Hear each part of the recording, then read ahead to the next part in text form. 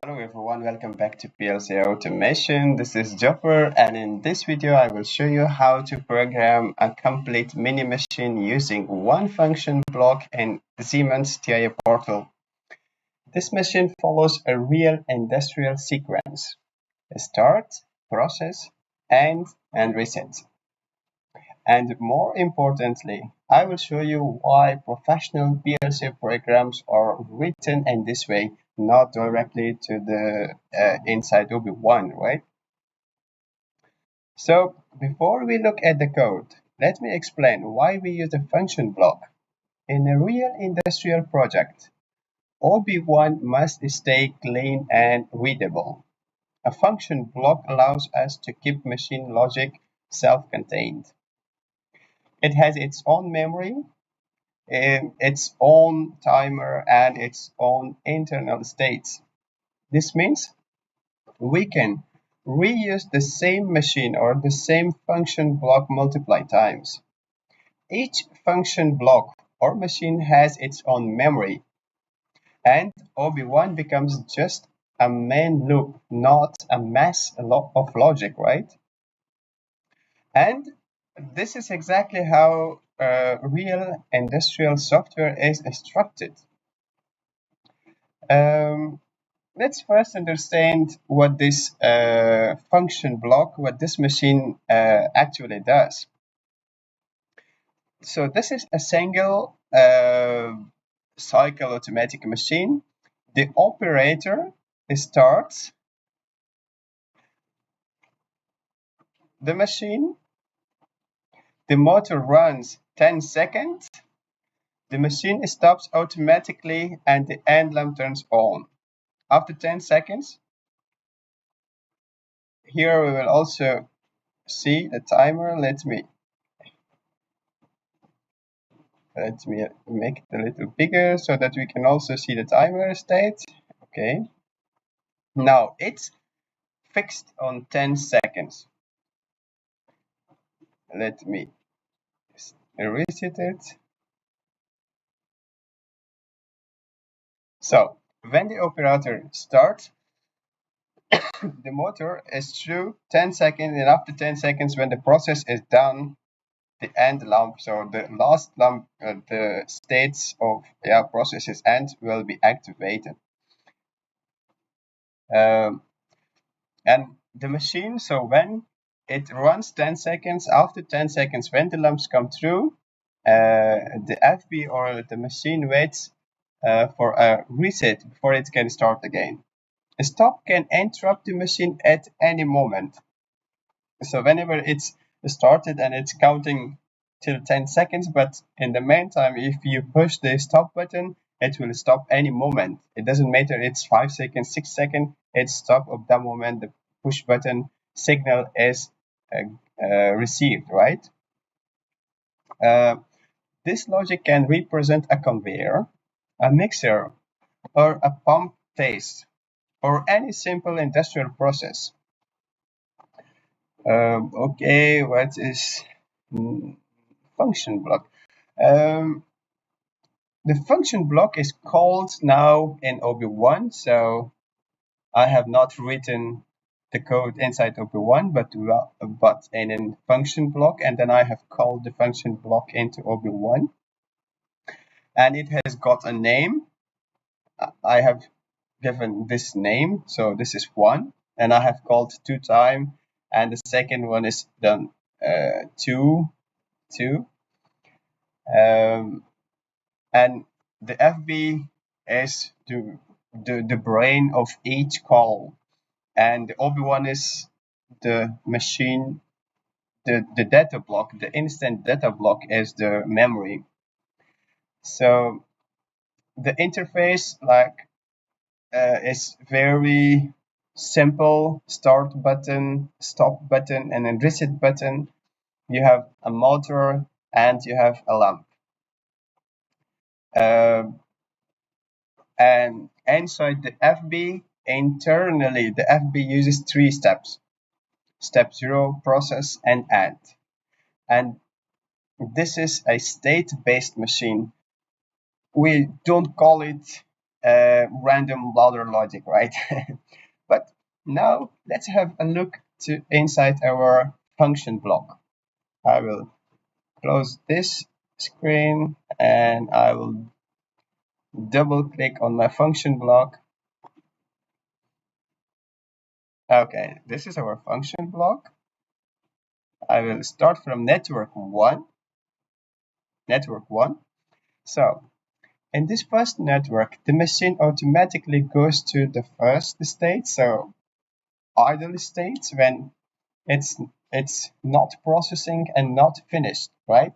This means the function block initialize itself.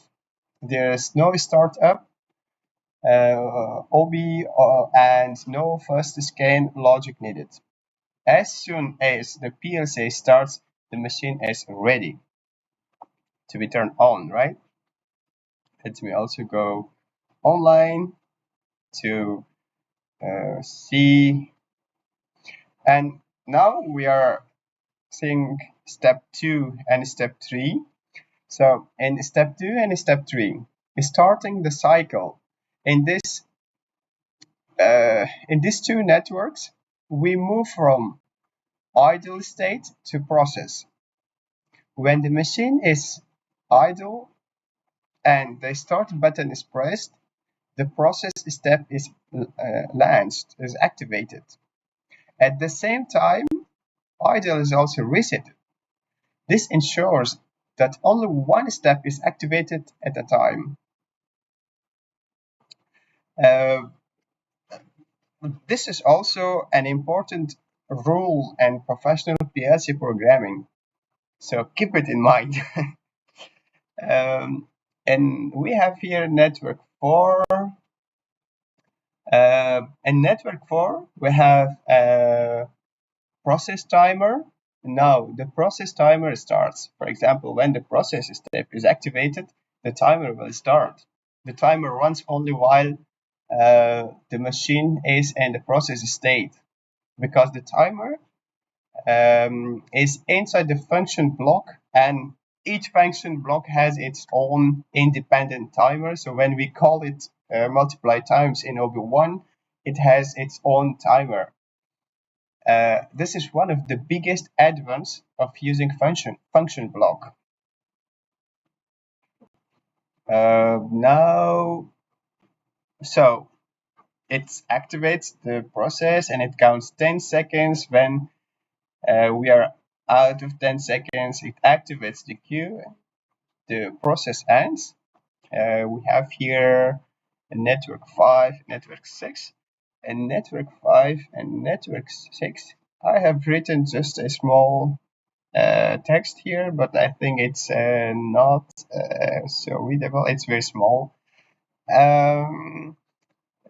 So when the process timer starts, it counts 10 seconds. When the machine is after the 10 seconds, the machine automatically moves to the end state. The process step is reset and the end step becomes active. Additionally, this transition is fully automatic and does not depend on the operator. We have here also network 7. In network 7, I have written motor output or motor control. So the motor output is very simple.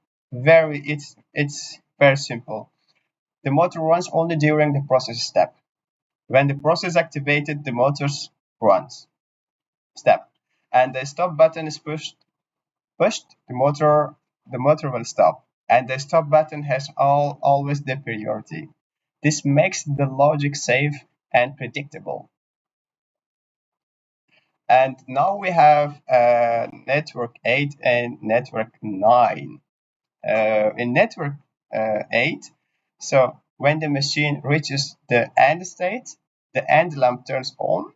The lamp when the step end step or the last step activated, so there will be a lamp and signal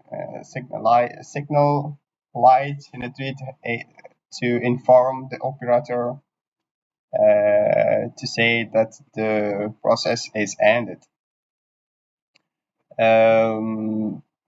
So the lamp turns on, and yeah, in spoken language, this tells the operator that the cycle is finished, or the machine has done its job. The reset cycle, so network 9, uh, the process is done, and the machine waits for a reset button. So for a reset, if the operator finally presses the reset, this uh, will clear the end step, and the machine automatically returns to the idle states, and the machine is now ready for the next cycle.